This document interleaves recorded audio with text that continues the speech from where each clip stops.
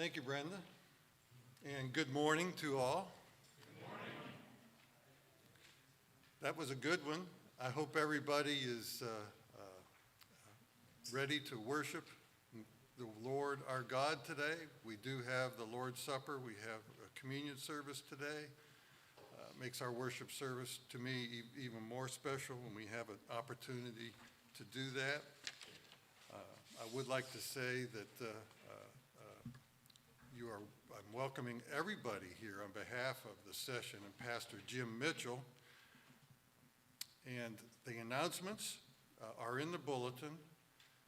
Please read those after the worship service, but I do want to highlight a couple things. We did make the decision, and I know Elder Utlaut mentioned this last week, that Sunday school will start again on September the 12th. Praise God for that. The teaching situation and the grouping of kids is being worked out by the discipleship ministry team. They're doing a great job with that. We're getting teachers lined up. Sunday school will be at 9:30. We're going to keep the worship service at 11 a.m. It seems to work best for everybody at this point. So keep that in mind and plan on that change come September the 12th. Also in your bulletin, there's a note concerning the nursery help sign up. We will resume nursery during worship service on September the 12th. We are seeking volunteers. I am pleased to note that Barbara Kempton has volunteered to head up the nursery for us, and we really appreciate Barbara doing that. One thing you won't see, though, is sign-up sheets in the back. Those sign-up sheets aren't there yet, but that doesn't mean you can't think about volunteering in pairs for helping with nursery when we start that on September 12th. I presume we'll probably have a sign-up sheet out there next week. In the meantime, if you have questions, you can contact Barbara about that. Otherwise, please, again, after worship service, read the announcements.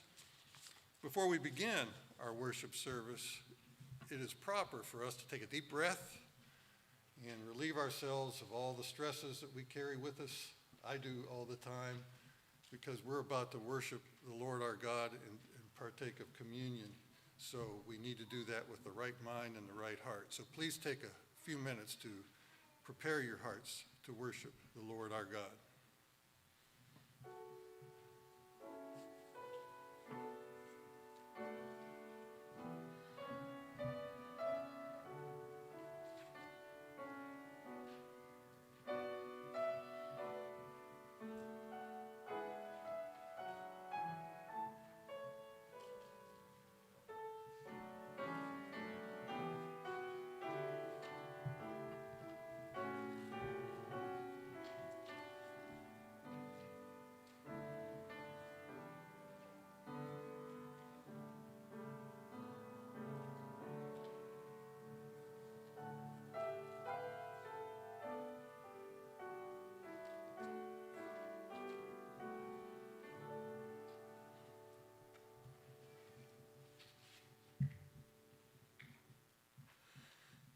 Our call to worship this morning is from the Psalms 103, verses 8 through 13.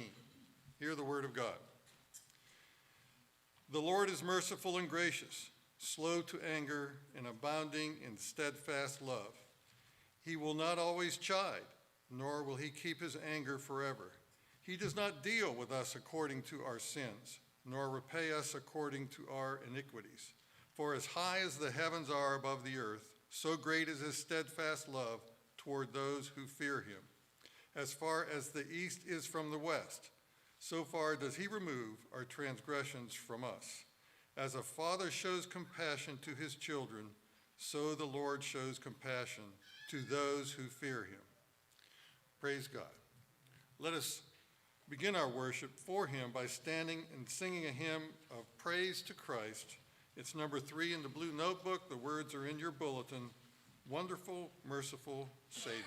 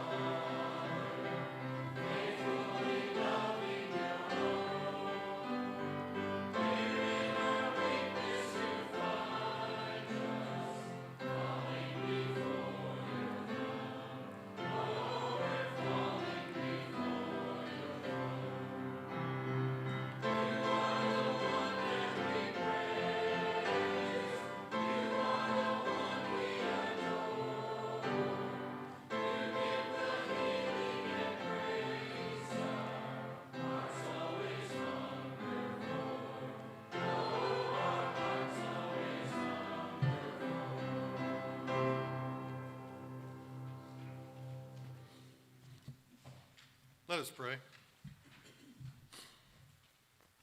Heavenly Father,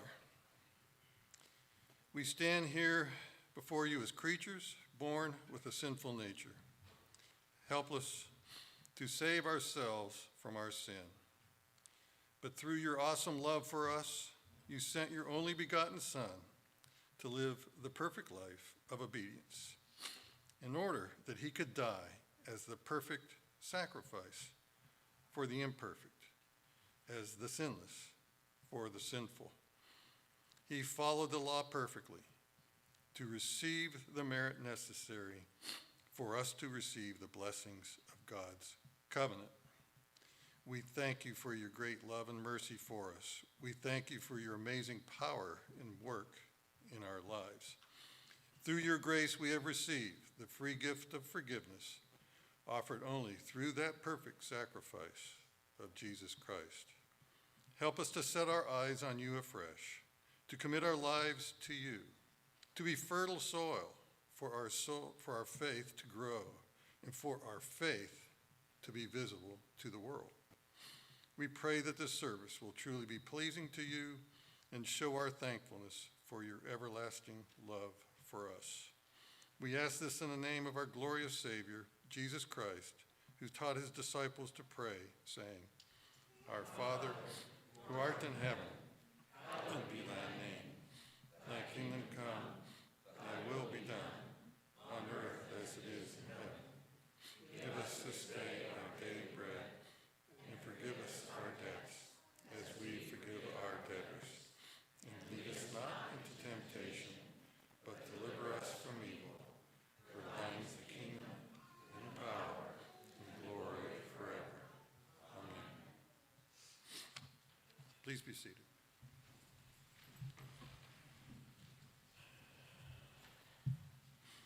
Our confession of sin this morning, for that, I will read from the book of Exodus, chapter 20, verses 1 through 17.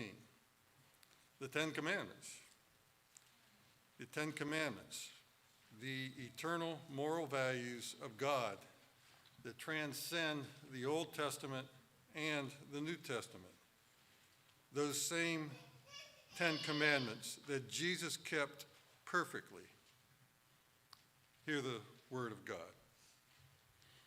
And God spoke all these words, saying, I am the Lord your God, who brought you out of the land of Egypt, out of the house of slavery. You shall have no other gods before me. You shall not make for yourself a carved image or any likeness of anything that is in heaven above, or that is in earth beneath, or that is in the water under the earth. You shall not bow down to them or serve them, for I am the Lord, for I, the Lord your God, am a jealous God, visiting the iniquity of the fathers on the children to the third and fourth generation of those who hate me, but showing steadfast love to thousands of those who love me and keep my commandments. You shall not take the name of the Lord your God in vain, for the Lord will not hold him guiltless who takes his name in vain. Remember the Sabbath day to keep it holy. 6 days you shall labor and do all your work, but the seventh day is a Sabbath to the Lord your God. On it you shall not do any work, you or your son or your daughter, or your male servant or your female servant, or your livestock, or the sojourner who is within your gates. For in 6 days the Lord made heaven and earth, the sea and all that is in them, and rested on the seventh day. Therefore the Lord blessed the Sabbath day and made it holy. Honor your father and your mother, that your days may be long in the land that the Lord your God is giving you. You shall not murder. You shall not commit adultery. You shall not steal. You shall not bear false witness against your neighbor.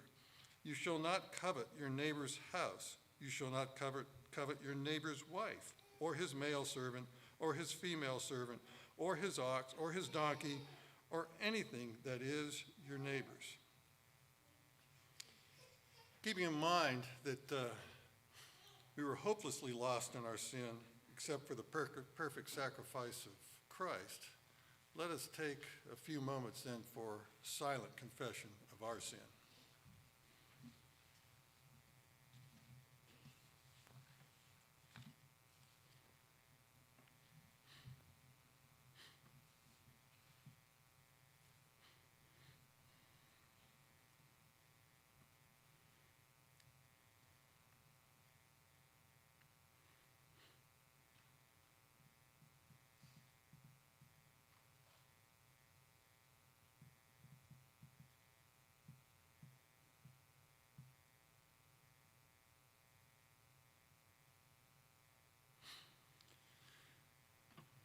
For our assurance of pardon this morning, I will read from 2 Corinthians chapter 5, verses 17 through 21. Therefore, if anyone is in Christ, he is a new creation. The old has passed away. Behold, the new has come. All this is from God, who through Christ reconciled us to himself and gave us the ministry of reconciliation. That is, in Christ, God was reconciling the world to himself, not counting their trespasses against them, and entrusting to us the message of reconciliation. Therefore, we are ambassadors for Christ, God making his appeal through us. We implore you on behalf of Christ, be reconciled to God. For our sake, he made him to be sin who knew no sin, so that in him we might become the righteousness of God. Praise God.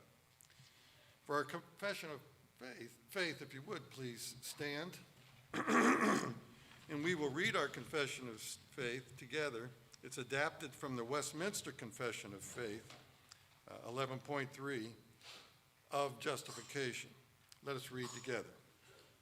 Christ, by his obedience and death, fully discharged the debt of all those who are justified, and made a proper, real, and full payment to his Father's justice on their behalf. Yet because he was given by the Father for them, and because his obedience and payment were accepted in their place, and because both of these were done freely, not because of anything in those who are justified, their justification is entirely of free grace. Therefore, both the exact justice and the rich grace of God are glorified in the justification of sinners. Please be seated. And if the children would please come forward for our children's sermon from Elder Joel Reed.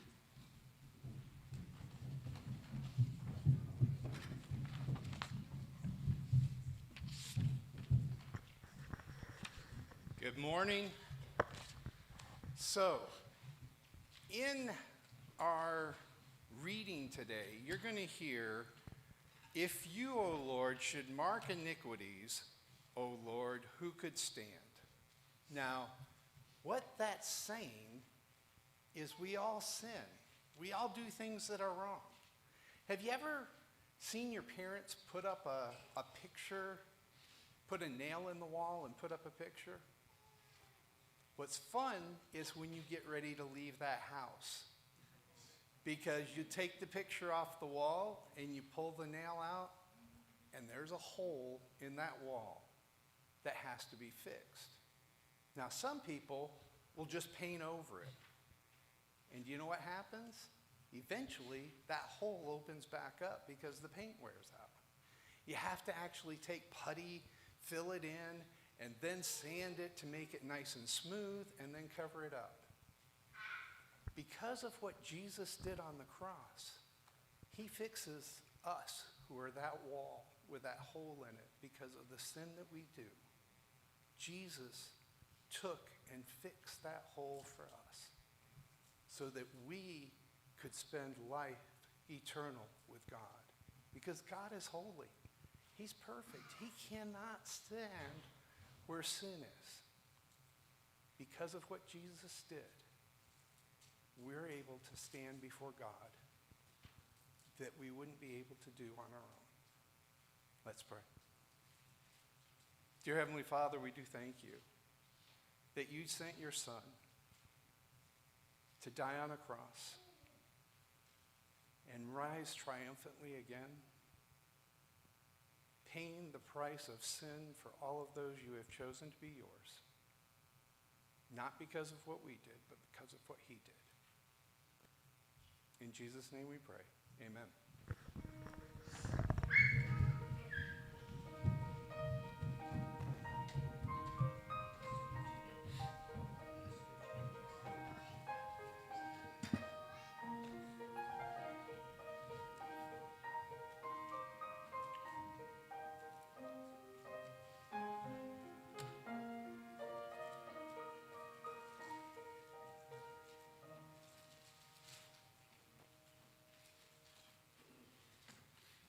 Thank you, Joel. Our scripture reading this morning is from Hebrews, chapters 4 and 5, starting with verse 14 in chapter 4 and going through verse 10 in chapter 5. These verses emphasize the sinlessness of Christ and the importance of that in light of our hopelessness without his perfect sacrifice, and then his appointment by God as our great high priest, one of the three offices held by Christ, the other two being prophet and our king. Hear the word of God. Since then, we have a great high priest who has passed through the heavens, Jesus, the Son of God. Let us hold fast our confession. For we do not have a high priest who is unable to sympathize with our weaknesses, but one who in every respect has been tempted as we are, yet without sin. Let us then with confidence draw nearer to the throne of grace, that we may receive mercy and find grace to help in time of need. For every high priest chosen from among men is appointed to act on behalf of men in relation to God, to offer gifts and sacrifices for sins. He can deal gently with the ignorant and wayward, since he himself is beset with weakness. Because of this, he is obligated to offer sacrifice for his own sins, just as he does for those of the people. And no one takes this honor for himself, but only when called by God, just as Aaron was. So also Christ did not exalt himself to be made a high priest, but was appointed by him, who said to him, "You are my son. Today I have begotten you." As he says also in another place, "You are a priest forever after the order of Melchizedek." In the days of his flesh, Jesus offered up prayers and supplications with loud cries and tears to him who was able to save him from death, and he was heard because of his reverence. Although he was a son, he learned obedience through what he suffered. And being made perfect, he became the source of eternal salvation to all who obey him, being designated by God a high priest after the order of Melchizedek. The grass withers, the flower fades, but the word of our God will stand forever. Amen.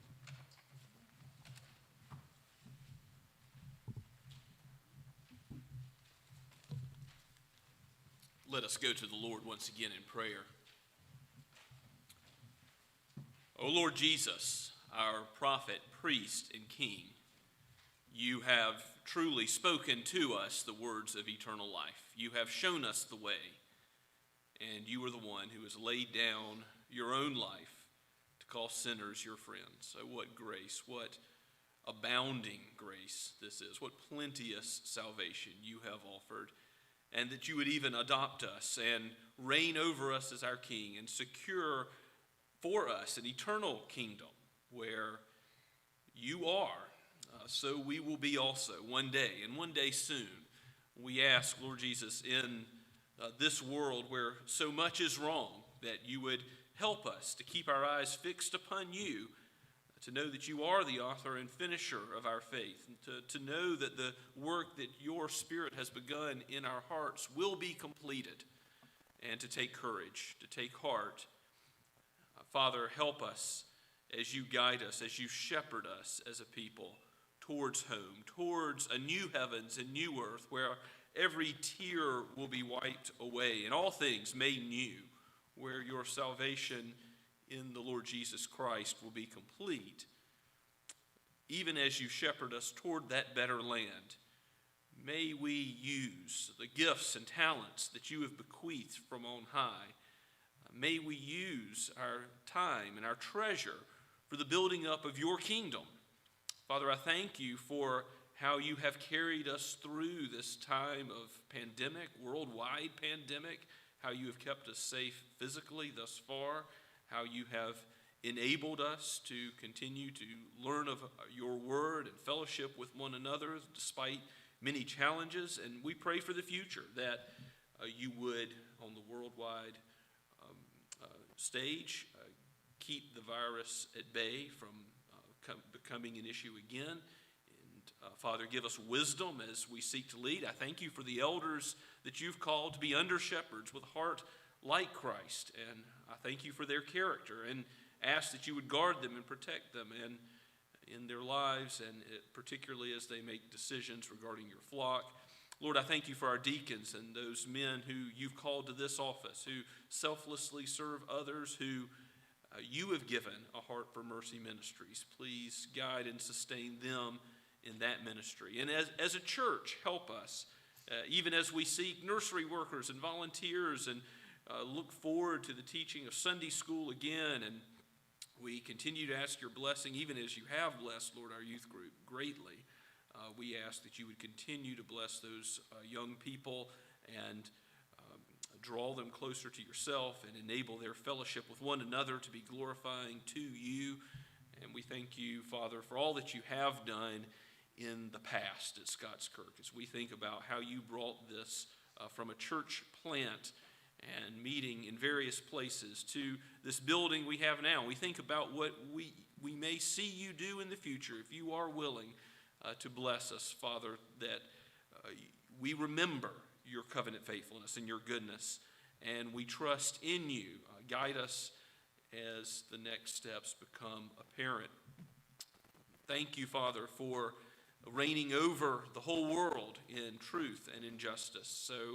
So we look at the lack of right, evil being called good and good being called evil in our day, and we do submit these things before your throne and know that you are the one who will leave nothing uncorrected in your kingdom, and ask you to be exalted in the earth. Lord, let your righteousness cover the earth as the waters cover the seas. May your kingdom come through your church, not through any other way than you've appointed, through the means of grace, through believers being changed by your word and becoming salt and light to the culture. We know that the world will not change without heart changes, and heart changes take place through the work of the church. So, Lord, use us in our conversations with coworkers and how we interact with our neighbors and how we intentionally spend time with other parents and children and grandchildren. Lord, help those who are aged to bear fruit in old age. And we thank you, Father, for how you have sustained saints among us with physical illness and difficulties. We pray for your sustaining grace even now for those who are suffering, for those who are mourning. Oh, Lord, we lift up those who are on the mission field, and as your word goes out today, we recognize your church is a worldwide church and is taking in those who are your sheep from every nation, tongue, and tribe, and we give you thanks and rejoice in that. And we ask that your word would go out with power and not return to you void, that you would accomplish the purpose you have for it here and around the world. We think particularly of those foreign mission fields which you have enabled the ARP Church to go and to labor in. We think of Pakistan particularly, and also Spain. We think of Wales and Germany. Lord, we ask that there would be a reopening of the field in Turkey, that we would see more World Witness missionaries go to that field. And we think about how you work through Andrew Brunson and are working through his testimony even now, and rejoice in that. Lord, raise up missionaries from our own midst. We pray that you would do a mighty work amongst us in the ARP Church here at Scots Kirk and in the nation of America and in Canada, where we also have a presbytery.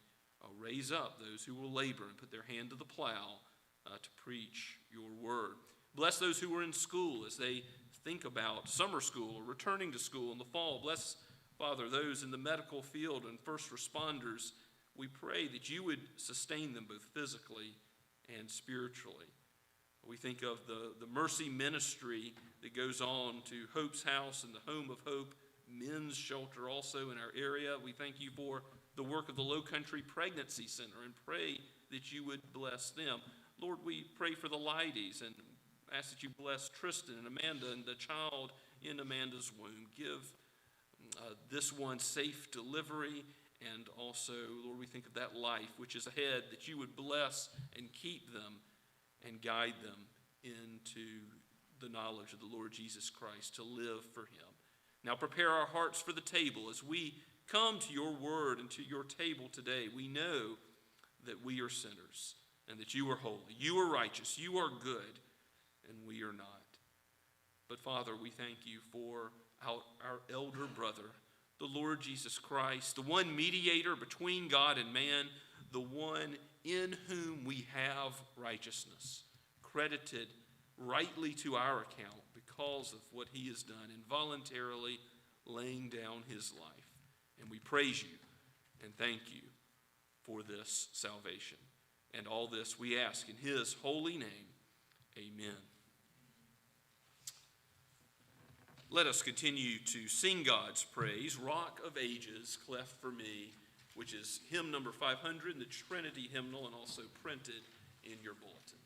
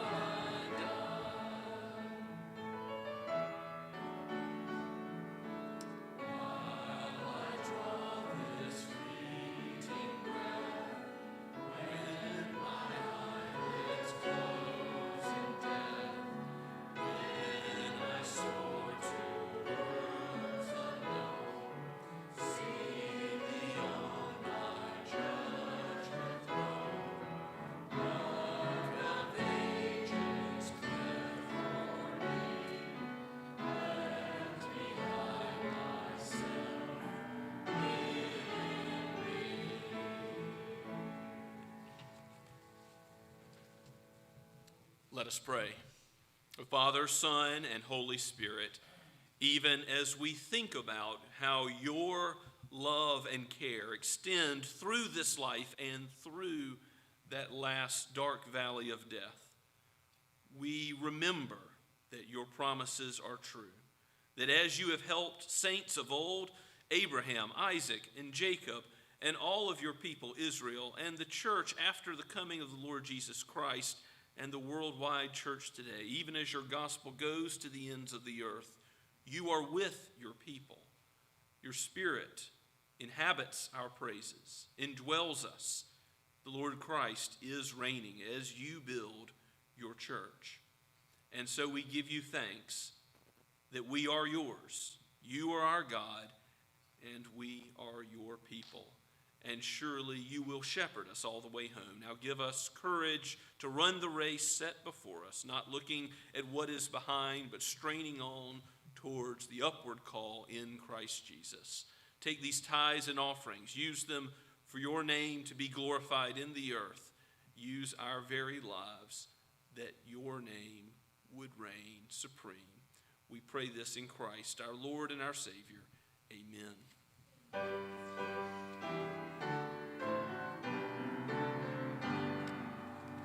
Praise God from whom all blessings flow. Praise Him, all creatures here below. Praise Him above the heavenly host. Praise Father, Son, and Holy Ghost.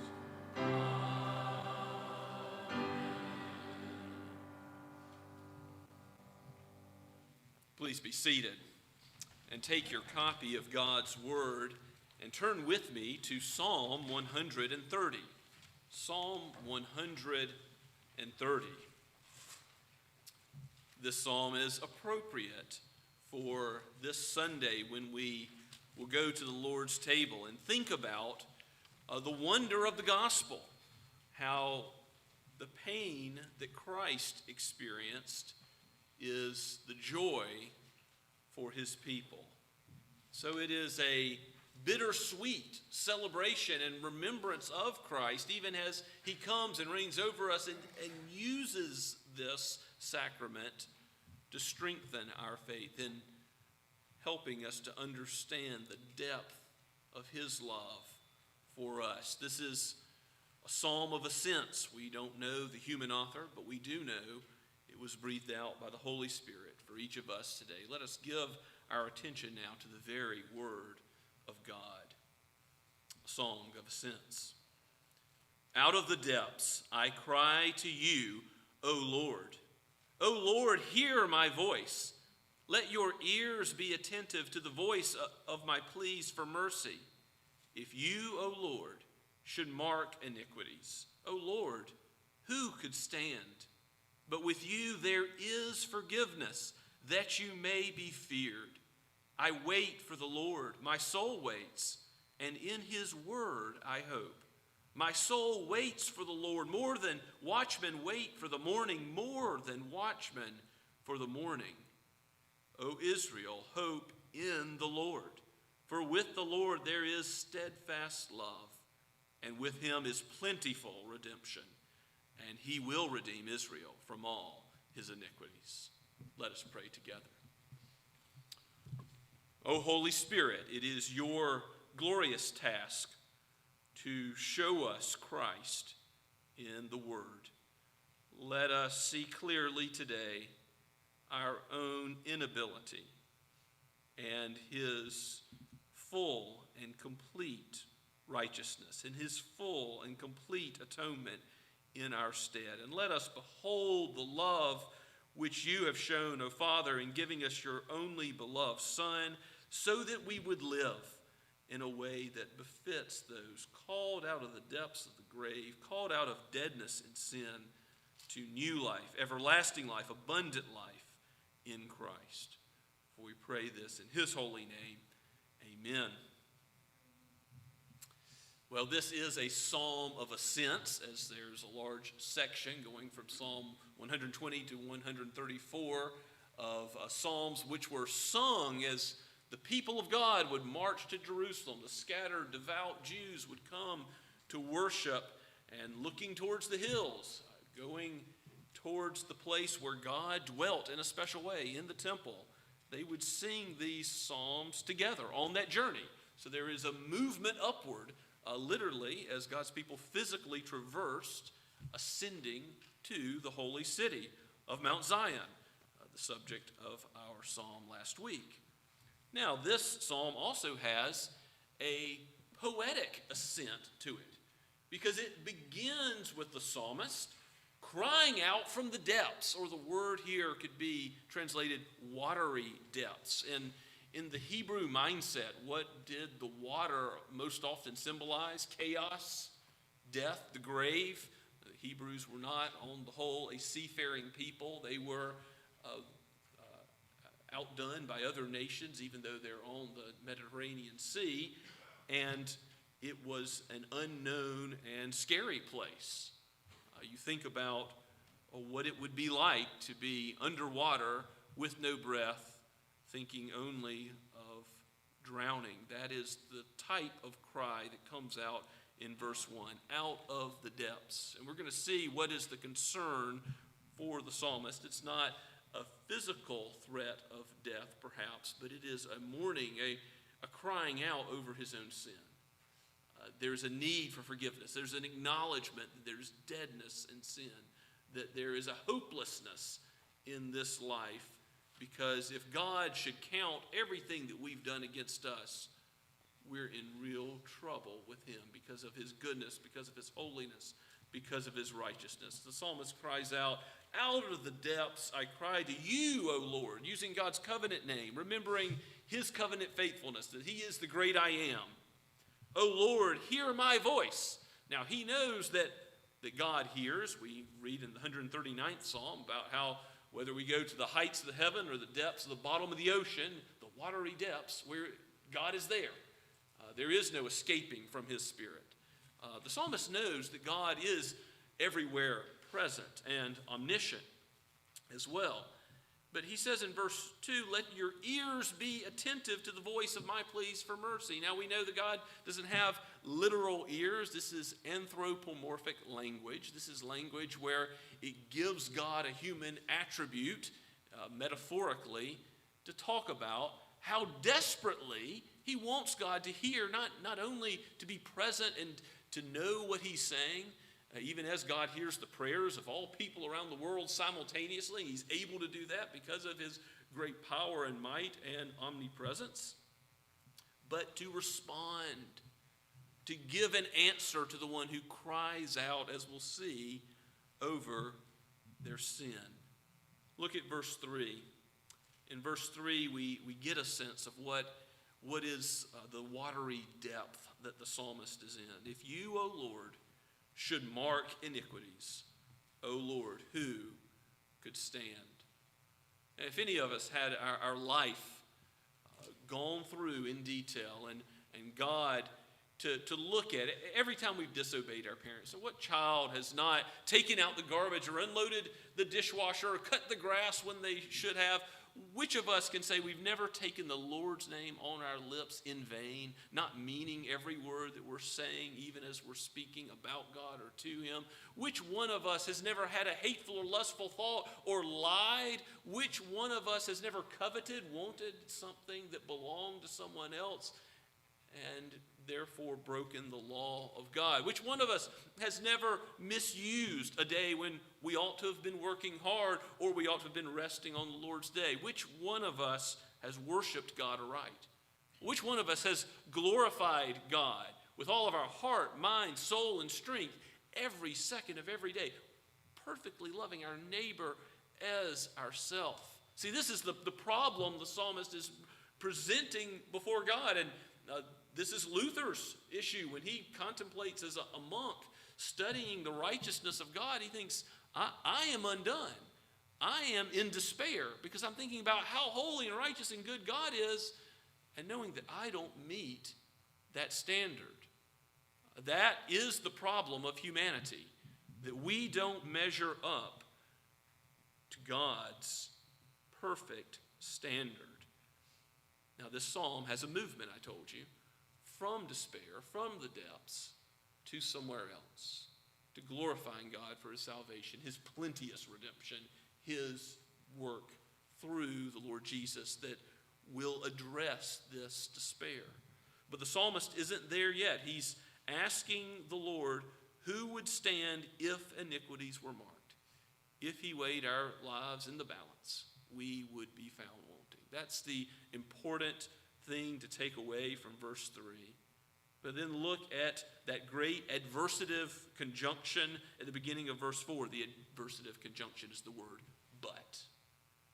On the other hand, in contradistinction from this sure despair that we have over our own sin, but with you there is forgiveness, that you may be feared. Maybe you can turn with me to 1 Corinthians chapter 15, the end of the resurrection chapter. There's another famous adversative conjunction there where the Apostle Paul is thinking about what Christ has done in the resurrection. If you start at the end of verse 34, so 1 Corinthians 15, I'm sorry, not 34, 54. At the end of verse 54, Paul's quoting, and he says, "Death is swallowed up in victory. O death, where is your victory? Death, where is your sting?" Talking about what sin has wrought. But the sting of death is sin, and the power of sin is the law.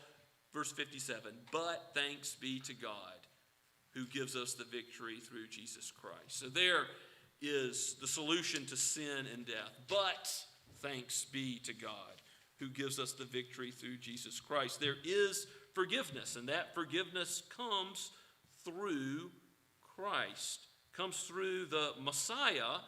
And you might ask, do the saints of old, does the author of this psalm understand justification by faith in the Messiah, in the Christ that is to come? And the answer is, I think we have to say yes. They don't know all the details, and they've got the prophecies, and they've got the foreshadowing and the animal sacrifices to look at and to consider. But there is something Pauline about this psalm. It is like Psalm 32 and 51. Luther calls it a Pauline psalm because it so clearly explains what justification by faith means, even though it's in the Old Testament, even though it's before the time of Christ. How does this forgiveness come? Look forward with me in the psalm. The psalmist cries out in verse 5 that he waits upon the Lord, and in his word he hopes. Well, how does the salvation of the Lord come? Through his word. Jesus is our prophet who shows us the way. He himself is the way, the truth, and the life, but he also proclaims it perfectly. He is the word of God.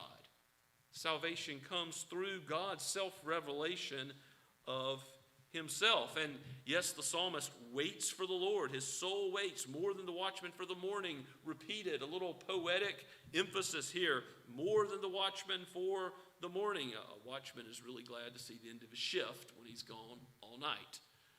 The sun rises, that's good. That's really good. And he's saying when the promise of God comes to fruition, that he's my God and I am his, and my sins are forgiveness, but with him there is forgiveness. Even though if my iniquities were marked, I would never stand in his presence. I would never be able to enter his glorious presence. Because there is forgiveness, he waits and hopes for this fulfillment of God's word in his own life. And now we see some of the transition to rejoicing in the promises of God, even a expectation that God will be faithful and forgive and show himself to be the glorious God of salvation and forgiveness and mercy that he is. In verse 7, O Israel, all the people of God, not just for me who cries out of the depth, but all the people of God, all those who trust in him, hope in the Lord. For with the Lord there is steadfast love, or covenant mercy. With him there is plentiful redemption. It's not just redemption for one, it's redemption for many. It's redemption for all those who trust in the Lord Jesus Christ. And he, that's God, will redeem Israel from all his iniquities. Now, we might call a group a her, but here in the scripture it does use the masculine pronoun. We will redeem Israel from all his iniquities. God will. And he will show himself to be the just justifier of sinners. Go with me now to Romans chapter 3. Romans is famous for its exposition of the gospel and justification by faith. And I want to focus in Romans chapter 3 about what it says related to the old covenant and what we've just read in Psalm 130. Look at verse 21. Romans 3, starting at verse 21, says that, but now the righteousness of God has been manifested apart from the law, although the law and the prophets bear witness to it. The righteousness of God through faith in Jesus for all who believe. There is no distinction, for all have sinned and fall short of the glory of God. Well, we'll stop there for a second. Isn't that right on point with what we read in verse 3? If you, O Lord, should mark iniquities, who would stand? There's none who do good, not even one. Our best works are like filthy rags. We are all sinners. We've all fallen short of God's standard. But look at verse 24. The good news is that all who believe and are justified by his grace as a gift. And that's how Ephesians chapter 2 puts forward this idea that God is glorified. He receives all the glory by giving us faith in Jesus. It's solely his work to give us that trust in Christ. So it's by faith alone. But our salvation is also in Christ alone, because it's not any of our work. It's all of what Christ did, his perfect life, conforming to the law of God, and his atoning death, dying the death we deserve to die, bearing the wrath of God. So it's received by faith, but it's in Christ alone. It's for the glory of God alone. It comes through his word alone, in which we hope. We are justified by his grace as a gift, Paul says in Romans, through the redemption that is in Christ Jesus, whom God put forward as a propitiation by his blood. That is, a sacrifice to be received by faith. This was to show God's righteousness. And here's what I want us to focus on for just a minute at the end of verse 25 and relate this back to the Old Testament. Old Testament saints who were singing Psalm 130 on the way to Jerusalem. This was to show God's righteousness, because in his divine forbearance he had passed over former sins. It was to show his righteousness at the present time, so he might be just and the justifier of the one who has faith in Jesus. So see what the scriptures are saying here. Salvation of sinners is not primarily about our benefit. What Paul is arguing is that God is showing his own character, that he is being glorified and showing himself to be just in the salvation of sinners. In other words, he doesn't overlook sin or wink at sin or pretend it's not there. No, he sent his only beloved Son to pay the full penalty that needed to be paid. God became a man, dwelt among us. He lived the life we couldn't live. He died the death we deserved to die. All of that shows God's righteousness, because in his forbearance in all of the old covenant, he had been passing over former sins. He was forgiving sins of Abraham, Isaac, and Jacob. He was forgiving sins of men like King David, which, by the way, he's been forgiving sins great and small, hasn't he? I mean, some people wonder, will God forgive my sin? Yes, God forgives sinners, but will he forgive me? Well, he forgave David, a murderer, an adulterer. He's forgiven Christians, those who place their hope in him, from every nation, tongue, and tribe, for whatever we have done. In all the small ways, yes, there are lesser ways we break God's law, in all the great ways. And even the smallest ways deserve his eternal wrath. And the great ways, how much more so. We deserve hell because we do not measure up to God's standard. And he's been passing over sins in the old covenant, and Paul wants you to know that if you trust in God and receive heaven, it's to show his righteousness. It's to show his righteousness at the present time, that he can be the just justifier of the wicked. God is glorified in the salvation of sinners because his character is never compromised. Yes, justice and mercy kiss at the cross. And that's really what the Lord's Supper highlights for us. The Lord's Supper shows us that really Christ came to pour out his blood for one reason, so that God would be glorified, so that his Father would receive the glory, and by drawing a people in for himself. That's how he did it. He came to pour out his blood, to have his body broken for us. And some people do think that, well, if God is good, if God is love, he'll save everybody. That would be a necessary implication of God's goodness and love. Or at least to give everybody a chance for salvation. But that's a foolish way to think, because really, based on the fact we're all sinners, the fact if our iniquities are marked, if our sinfulness is marked in thought, word, and deed, our sins of omission and commission, well, we're all done for. And so the real question is not, does God save everyone, but does God save anyone? Does God save a single human being? Because Christ is the only one that's perfect. To have salvation applied to anyone else who is not good, who doesn't measure up to God's standard, we must be in Christ. And that's why Paul uses that phrase again and again in his writing in the New Testament. In Christ. In Christ we have.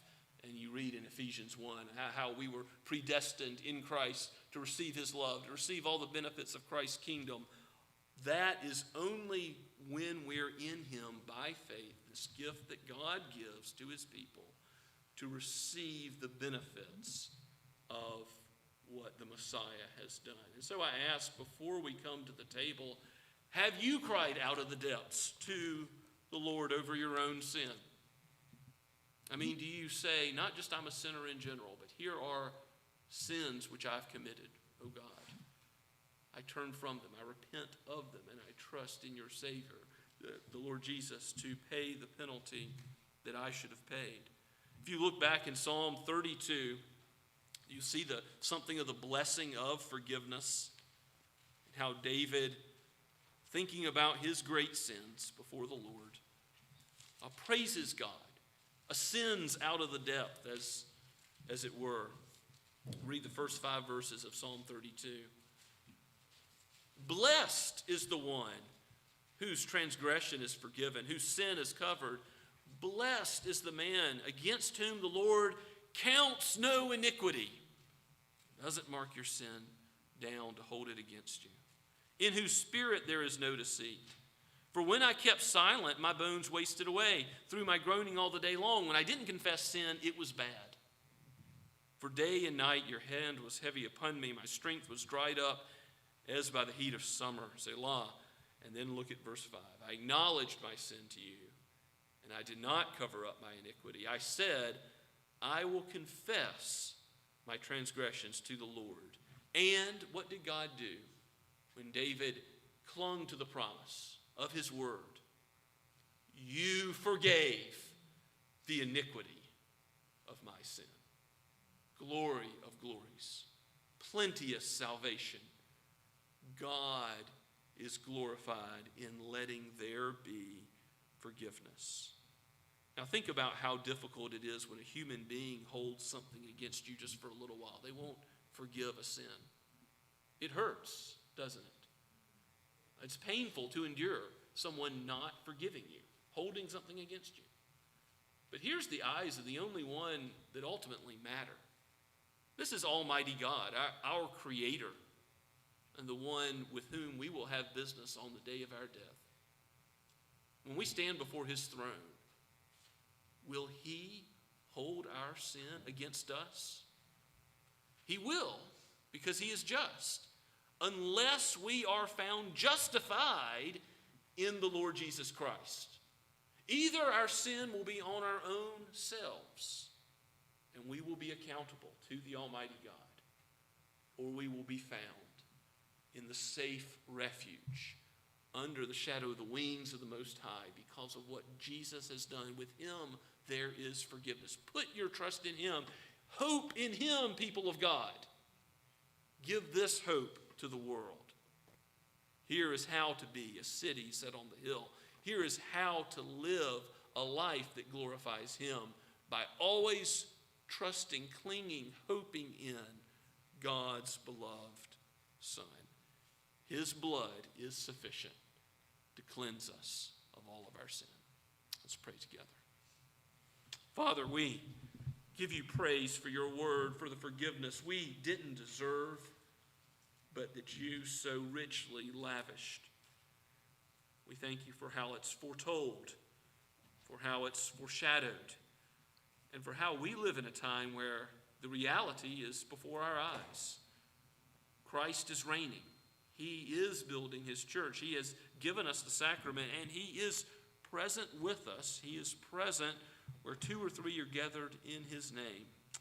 May you be glorified in our confession of sin, and in our abounding praise and rejoicing in that bittersweet news, bitter to Christ but sweet to us, that his body was broken, his blood poured out for our good.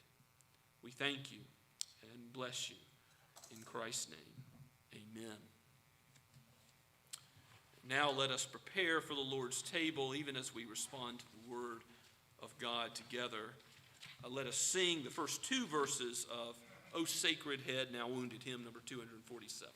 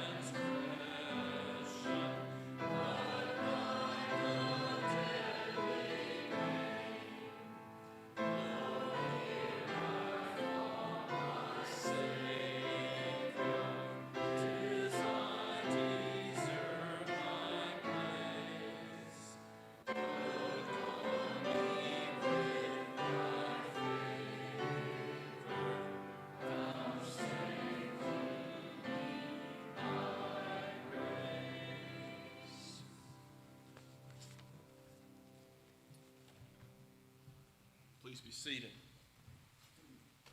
As we come to the table, I remind you all, as I often do, this is not the table of Scots Kirk Presbyterian. This is not the table of the Associate Reformed Presbyterian Church. This is the table of the Lord Jesus Christ. And he bids you to come and to dine with him. This is for his people. If your trust, if your hope is in his words, he alone has the words of eternal life. To whom else can you go? Here is the way, the truth, and the life presented before you in a remembrance of what Christ has accomplished in his perfect life and his atoning death. But also, it must be yours by faith. You must apprehend these promises yourself, not trust in any other found, but in his blood for salvation. He alone is sufficient to save. With Christ, there is plenteous forgiveness. It is, as we just confessed in song, ours was the transgression, but his the deadly pain. If you understand why Christ came and had his body broken, had his blood poured out, that it was to save sinners, then come now without hesitation, because you are weak, you are frail, but he is strong, and he is your deliverer. This is a table for sinners, but do not come if you have not yet confessed your sinfulness, if you've not yet turned away from a way of living in rebellion against Christ. We want you to see the elements as they're passed and to come to saving knowledge of him. Consider what Christ has done. And even as your children have not yet fully comprehended what's going on in the sacrament, we ask they not take until they make that public profession of faith that they believe in Christ as their own, but still receive the benefit of sitting under the preaching of the word. Receive the benefit of seeing the sacrament today. Take time, parents, grandparents, to explain what is going on so that they might soon comprehend the body and blood of Christ in the sacrament. These are common elements. They don't change into anything other than what they are, simple fruit of the vine and unleavened bread. And yet, God has set them aside for a holy purpose. I read to you now from the words of institution coming from 1 Corinthians 11. The Apostle Paul writes, the Holy Spirit has given us these words.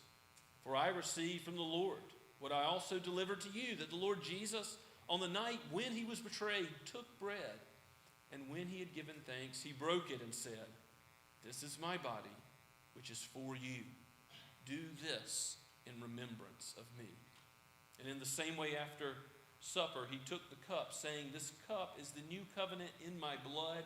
Do this as often as you drink it in remembrance of me. For as often as you eat the bread and drink the cup, you proclaim the Lord's death until he comes." Let's pray together. Our gracious Heavenly Father, you have seen fit to give us this tangible image of your gospel, even as it has been preached from the Old Testament. Here we see what has come in the new covenant in your blood, your only Son giving up his life so that many would have life eternal, so that not only is it the case that there are some saved, but there are a people, a great people, a numerous people from every tribe and tongue who will gather around the throne of the Lamb, glorify you with the angels in heaven forever and ever. Now bless what we do so that we might see Jesus clearly in it. For we ask it in his holy name. Amen.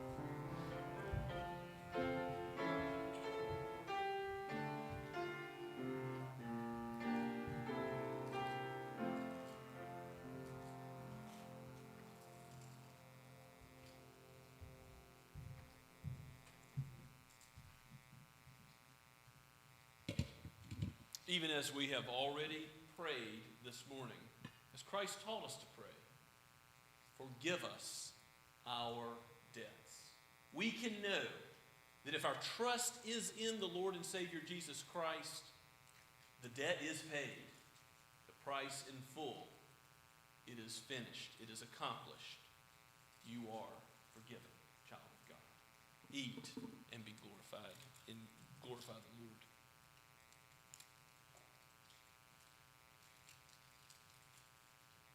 Amen. And even in the same way, after supper, Jesus took the cup, reminding his disciples that he was about to die, but that they should do this until he comes again in glory. That death wasn't the end, that in the end there will be life, that those who die in the Lord, yet they will live, drink, and give thanks to him.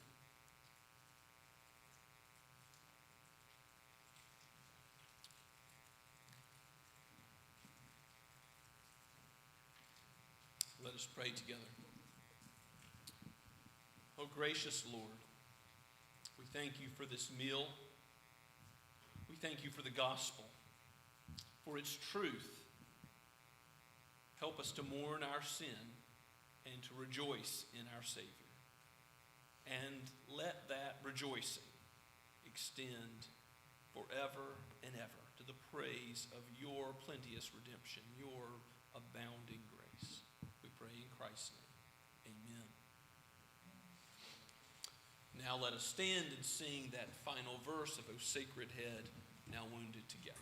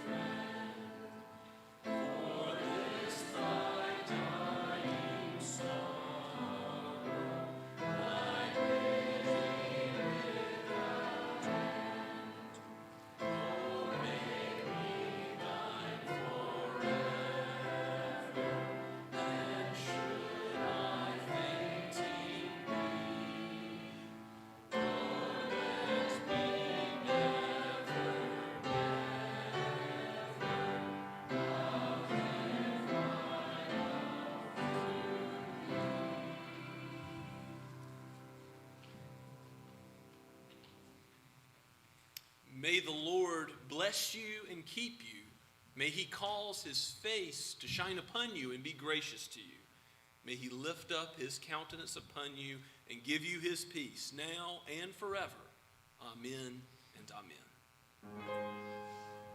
amen.